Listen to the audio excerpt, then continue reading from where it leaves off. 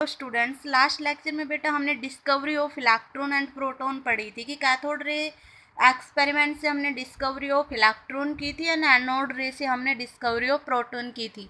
उसके बाद हमने रेडियो एक्टिविटी पढ़ी थी। रेडियो एक्टिविटी में हमने देखा था कि रेडियो एक्टिव एलिमेंट वो एलिमेंट होते हैं जिनमें से कुछ रेडिएशंस निकलती रहती है। और जब हमने फोटोग्राफिक प्लेट लगाई और इलेक्ट्रिक फील्ड लगाई बेटा, तो हमने देखा कि उस जो रेडियो एक्टिव एलिमेंट है हमारा, उससे जो रेज निकलती है वो कुछ पॉजिटिव प्लेट की तरफ अट्रैक्ट हो रही है, कुछ नेगेटिव प्लेट की तरफ अट्रैक्ट हो रही है और कुछ डायरेक्ट फोटोग्राफिक प्लेट के पास स्ट्रेट लाइन में चली गई, किसी भी प्लेट की तरफ अट्रैक्ट हुए बिना।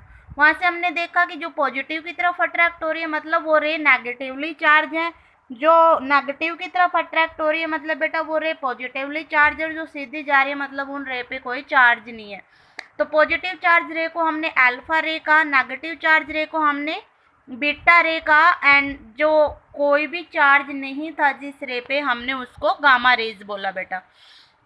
उसके बाद हम पढ़ते हैं डिस्कवरी ऑफ इलेक्ट्रॉन।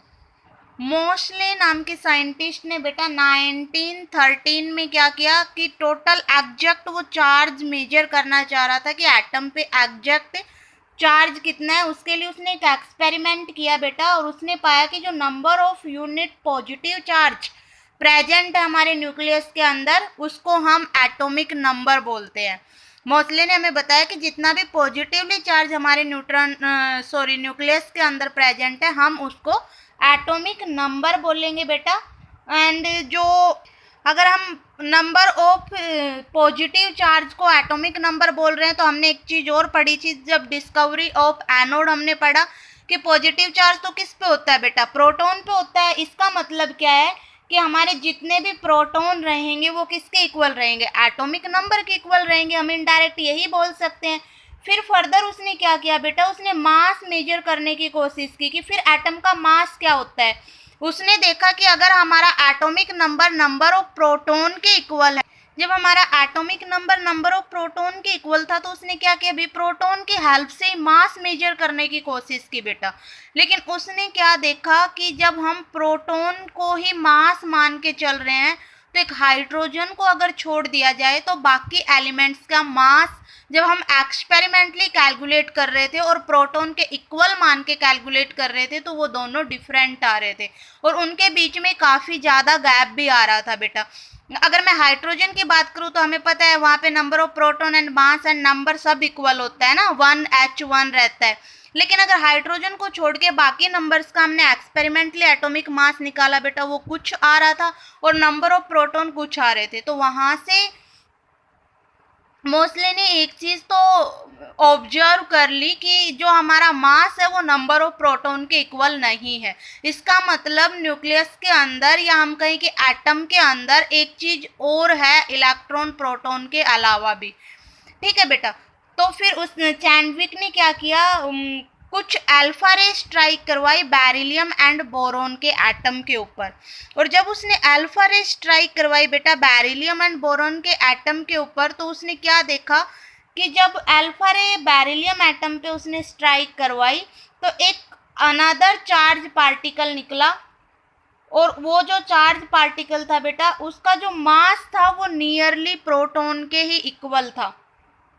और अगर हम उस पार्टिकल के चार्ज की बात करें तो उस पर कोई चार्ज नहीं था बेटा, सॉरी वो चार्ज पार्टिकल नहीं था बिकॉज वो पार्टिकल कोई चार्ज लिए हुए नहीं था। लेकिन अगर हम मास की बात करें तो उसका मास किसके इक्वल था, प्रोटॉन के मास के इक्वल था।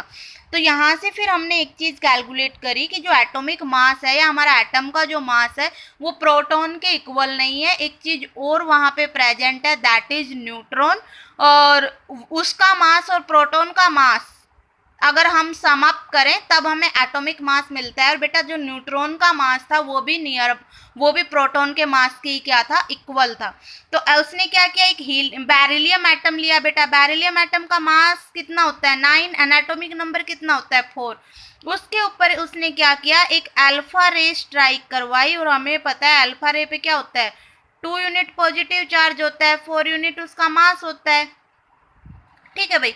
देखो हीलियम में अगर मैं इलेक्ट्रॉन प्रोटॉन की बात करूँ बेटा, प्रोटॉन और हमने पढ़ा था कि जो हमारा एटम है या फिर थॉमसन मॉडल में आप पढ़ेंगे कि हमारा जो एटम है वो इलेक्ट्रिकल न्यूट्रल होता है। इसका मतलब जितना प्रोटॉन होगा उतना ही न्यूट्रॉन होगा, है ना। तो हीलियम में अगर 2 प्रोटॉन है तो न्यूट्रॉन भी कितने होंगे बेटा, 2। तो अगर मैं 2 प्रोटॉन और 2 न्यूट्रॉन की बात करूंगी तो मैं उसको अल्फा रे नहीं बोलूंगी, है ना, क्योंकि अल्फा रे के ऊपर तो क्या है बेटा, 2 यूनिट पॉजिटिव चार्ज है। और अगर मैं एक हीलियम एटम की बात करूँ तो एटम तो इलेक्ट्रिकल न्यूट्रल होता है, तो उसके ऊपर तो 2 यूनिट अगर पॉजिटिव चार्ज है तो 2 यूनिट नेगेटिव चार्ज भी होगा। तो अगर मैं हीलियम को अल्फा रे मान रही हूँ तो उस टाइम मैं उस पर इलेक्ट्रॉन नहीं मान रही हूँ, सिर्फ क्या है 2 यूनिट पॉजिटिव चार्ज, मतलब प्रोटॉन की हम वहाँ पे बात कर रहे हैं बेटा, ठीक है। तो बेरिलियम के ऊपर हमने क्या किया, अल्फा रे को स्ट्राइक करवाया जिसपे पॉजिटिव चार्ज था। जब हम इस अल्फा रे को बेरिलियम पे स्ट्राइक करवा रहे हैं तो यहाँ से हमें एक नया एटम मिल गया C6C12 और प्लस में एक न्यूट्रॉन निकला 0n1 का, ठीक है बेटा। मास है उसका पर उस पर कोई चार्ज नहीं है। तो देखो समझ भी आ रहा होगा, यहाँ से हीलियम का 2 था, बेरिलियम का 4 था, टोटल कितना हो गया, 6 हो गया। इधर हीलियम का 4 है, बेरिलियम का 9 है, जुड़ के कितना 13 बन रहा है। लेकिन कार्बन का तो क्या होता है बेटा 12, मतलब एक बच गया वो न्यूट्रॉन के पास। इधर कुछ बचा नहीं तो न्यूट्रॉन के पास क्या आ गया, 0 आ गया। सेम हम बात कर सकते हैं कि अल्फा पार्टिकल बोरोन पे स्ट्राइक करे। जब कोई अल्फा पार्टिकल हमारा बोरोन के पार्टिकल पे स्ट्राइक करेगा बेटा तो वो कन्वर्ट कर देगा उसको किसके अंदर, नाइट्रोजन प्लस 1 न्यूट्रॉन के अंदर, ठीक है बेटा।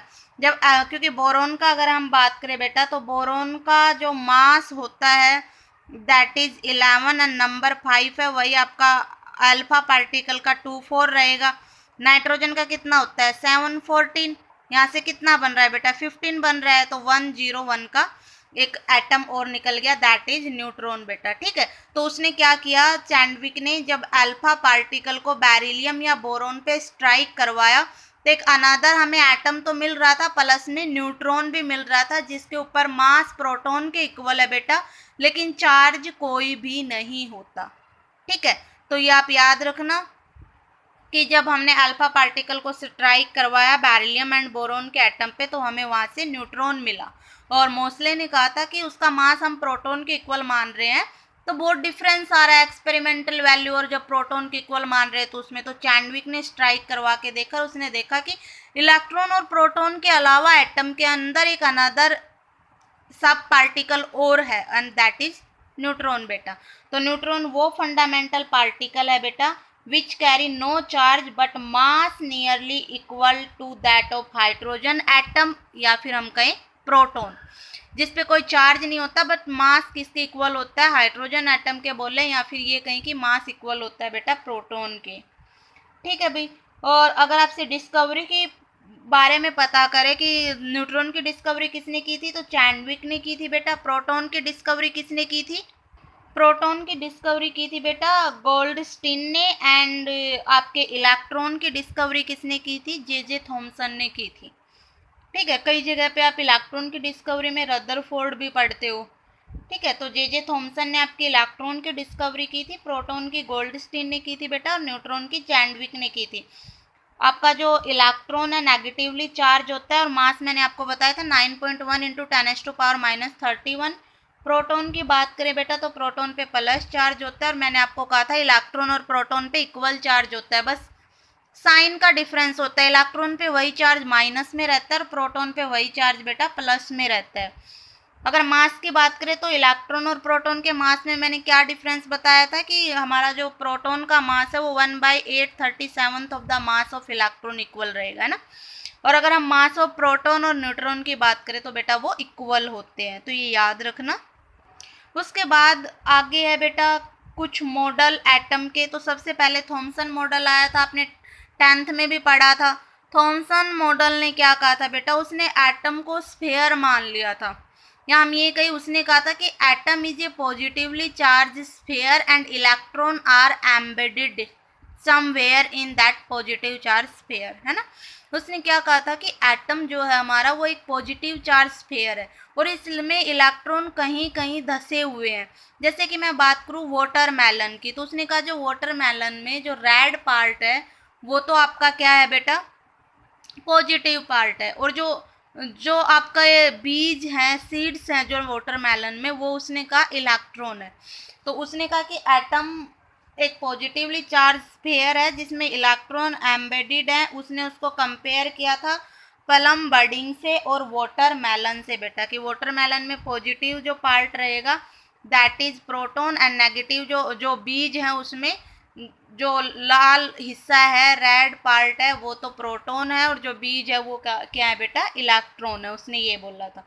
उसके बाद बेटा उसने लास्ट में एक लाइन सही बोल दी थी कि एटम इज इलेक्ट्रिकल न्यूट्रल, मतलब जितना पॉजिटिव चार्ज है उतना ही हमारे एटम के अंदर नेगेटिव चार्ज भी है। होल एटम हमारा क्या रहेगा, इलेक्ट्रिकल न्यूट्रल रहेगा बेटा। ये लाइन उसने लास्ट में सही बोली थी बेटा कि हमारा जो होल एटम है दैट इज इलेक्ट्रिकल न्यूट्रल। और उसने कहा था कि जो मास ऑफ एटम है it is assume to be uniformly distributed throughout the atom, जो उसकी लिमिटेशन थी बेटा एक्चुअल में। उसने क्या कहा था कि जो मास ऑफ एटम है वो चारों तरफ फैला हुआ है, पूरे एटम में फैला हुआ है। जैसे कि उसने वाटरमेलन से कंपेयर किया ना कि जो रेड हिस्सा है वो क्या है, रेड हिस्सा पॉजिटिव चार्ज है। इसका मतलब उसका कहने का क्या था कि जो आपका मास है, क्योंकि हमने अभी पढ़ा है कि जो मास ऑफ एटम है वो प्रोटॉन और न्यूट्रॉन के सम के इक्वल है ना, तो मास इसने कह दिया था कि जो पॉजिटिव चार्ज है वो पूरे हिस्से में फैला हुआ है, तो इसका मतलब मास भी उसने कहा कि हर जगह फैला हुआ है। फिर जब रदरफोर्ड आया बेटा, और रदरफोर्ड ने अल्फा रे स्कैटरिंग करवाई, आपने देखा था कि उसने एक किसी मेटल सरफेस के ऊपर अल्फा रे स्ट्राइक करवाई, तो उसने देखा कि बहुत सारी रे तो सीधी जा रही हैं। अब आप खुद सोचिए, अगर पॉजिटिव चार्ज चारों तरफ ऐसे फैला होता और अल्फा रे कैसी चार्ज होती है, पॉजिटिव चार्ज रहती है, तो अगर मैं पॉजिटिव रे इस पे स्ट्राइक हम करवाएं बेटा, तो पॉजिटिव को तो क्या करता, रिपेल करता। इसका मतलब अल्फा रे तो सीधी एटम से जानी ही नहीं चाहिए, है ना, क्योंकि अगर positive charge according to Thomson model चारों तरफ फैला हुआ है तो अल्फा रे कभी भी उसमें से सीधी नहीं जा सकती, क्योंकि अल्फा रे इज ऑल्सो पॉजिटिवली चार्ज रे और वो उसको क्या करेगा बेटा, रिपेल करेगा, है ना। तो इसका मतलब जब हमारा अल्फा स्कैटरिंग एक्सपेरिमेंट रदरफोर्ड ने किया तो थॉमसन मॉडल तो वहाँ पे फेल हो गया, क्योंकि वो उसको सेटिस्फाइड ही नहीं कर रहा था। बस थॉमसन मॉडल की एक ही बात सही थी कि उसने ये बोला था कि होल एटम इलेक्ट्रिकल न्यूट्रल होता है बेटा।